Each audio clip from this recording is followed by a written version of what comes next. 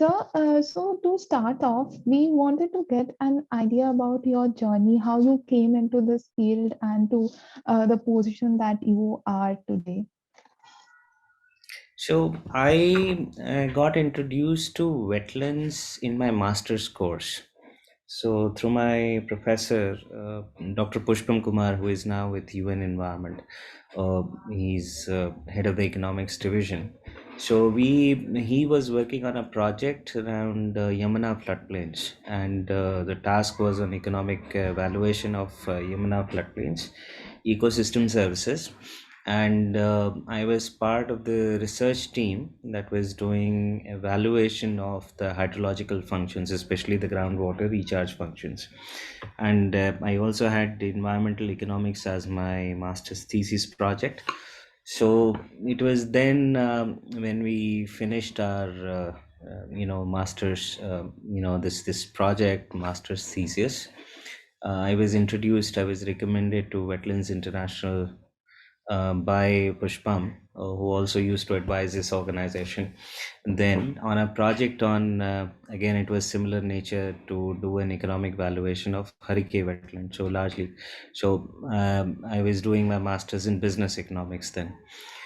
So, that was how I introduced. I joined in at the lowest position, that was junior technical officer, and my task was largely centered around bringing socio-economic dimensions of wetlands, into wetland management, and especially bringing in the economic dimensions. But gradually, as I started working on more projects, they I realized that much of the work on wetlands is very dominated by few streams, few thinking in few streams such as limnology or hydrology, but does not incorporate the wider social lens.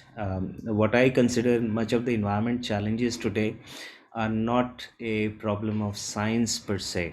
We know sufficient to take action, but our inability to understand how and why people take decisions, under what conditions do they take certain decisions or opt for certain choices, that was fairly limited. So it leads to a very technocratic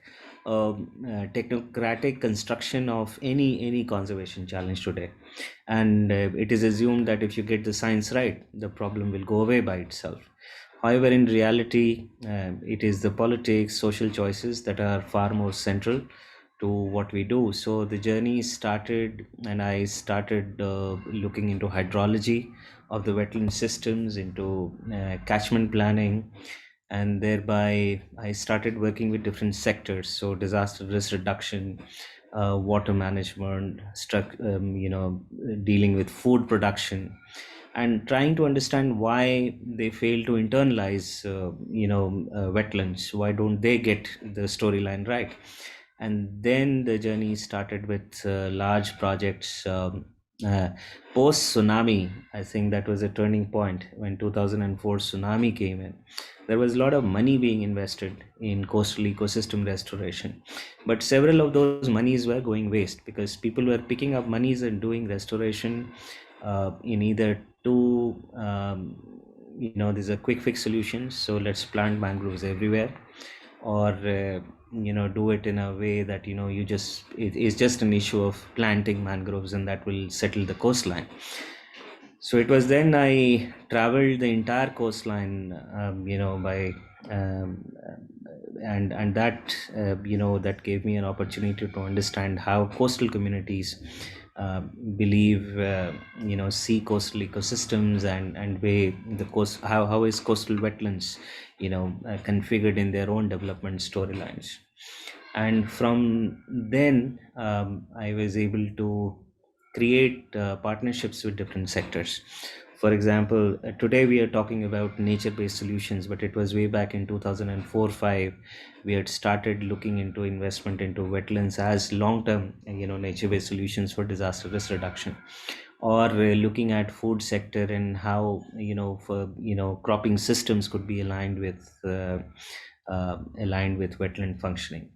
So thereby, generally, I also rose within my organization. I got an opportunity to represent my organization in Ramsar Convention Science Panel, Scientific and Technical Review Panel. I was very soon, I got my recognition when I was able to introduce a resolution on wetlands and poverty reduction.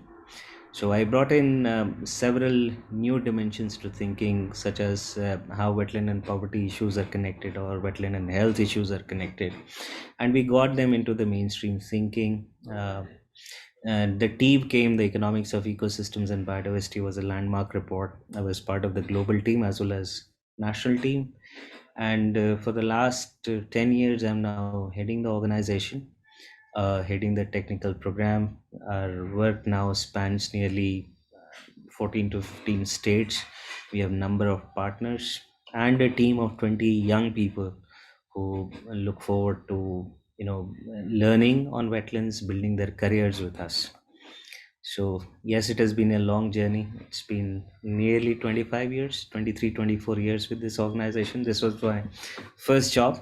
Started with a basic internship, but now it's become my own story. Knowing that you belong to the same background as we do, it really made us feel happy. So I would like to know that what do you think, like how effective has been the Ramsar Convention uh, in actually conserving the wetlands? Like how effective has it been?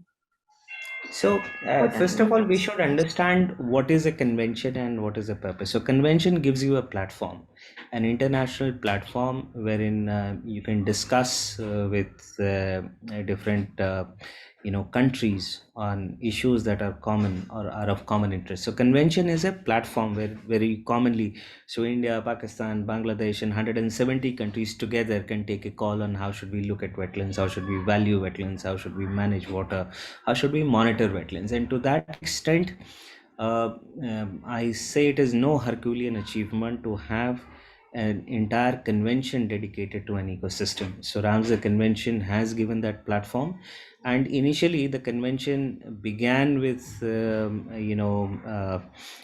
very waterbird orientation, right?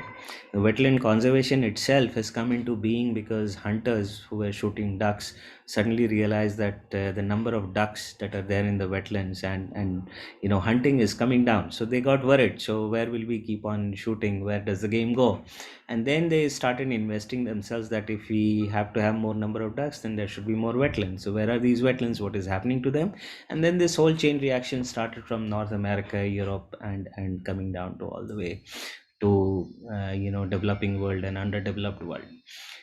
So convention to that end has created that table, that the discussion and negotiation space. It has taken some marvelous resolutions on complex topics including climate change, and some of those discussions have been very far reaching. However, implementation of the convention has not been to the level as we would have desired for various reasons. It is also conventions are non-binding legal instruments, right? You are always, it is the national priorities take over. So within the convention, what we are committing to is wise use. Wise use is that we maintain wetlands in their natural condition as far as possible, and we embed their values in sectoral thinking. So when we do projects on water management, they should not disrupt wetlands. When we do project on agriculture expansion, they should not disrupt wetlands. So on one side, convention has given us opportunities to say like designate more wetlands to the Ramsar list. India has the largest network of wetlands in South Asia. Nearly 8 to 10% of our known wetland regime are included within Ramsar site network, but their condition is always not in the best in the best status, and due to various reasons, ineffective management, lack of capacities. So therein I see a lot of challenges.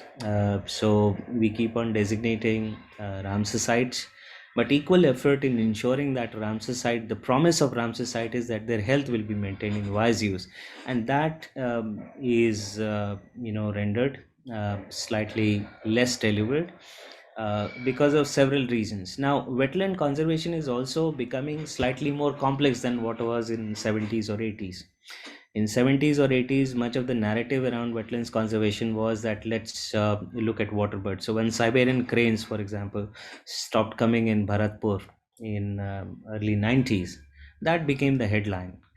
Now, if you look into your newspapers and try to see why are wetlands in the headline today, they you will get issues like groundwater decline or wetlands are declining. That is why we are having floods. So it is far more closer to our water and climate security today, and thereby the actions that we take for water security, climate security, food security are going to have consequences for wetlands. And unless these two goals are not harmonized, you will get complex solutions. So wherever, for example, several state governments had drainage divisions. So what is the job of a drainage division? To drain water out of land. Where does water accumulate? Wetlands. So we had specialized government programs, dedicated engineers who were specialized at draining wetlands. That was the situation in 60s and 70s. Today we need more wetlands, right? We have wetland authorities. So the journey has been a complex one. The fact that wetlands remain on the international and national discourse, Ramsar Convention should be given its due credit uh, by bringing the spotlight on wetlands. Where we are slightly underperforming is ensuring that Ramsar Convention, commitments are met in letter and spirit. We are making headway. We are making strong headway. Yet, I think there is much that remains to be done. So, we constructed something called a wetlands trend index. A wetlands trend index is what is the trend in area of wetlands over a period of time. Uh, in the satellite technologies allow us to look into wetlands around from about 90s or so, right? And data is becoming better. But much of the wetland degradation possibly had peaked around 70s or 80s when cities were expanding, right? When road network was increasing, when new dams were being built. So our estimates show that we have lost nearly 30% of our natural wetland regimes in the last 30 years minimum, and we are creating new wetlands which are human made wetlands, right? Aquaculture farms, salt pans, dams, reservoirs, irrigation channels. But the constructed wetlands or human made wetlands do not replace the values of natural wetlands, and this is not just a trend in India, it is also seen globally. So much so, Ramsar Convention keeps the subject alive, but it is on to us, the contracting parties, the governments, the civil society, on how much we judge ourselves, monitor wetlands condition, and ensure that commitments are on track to the national, the priorities that we set under the convention.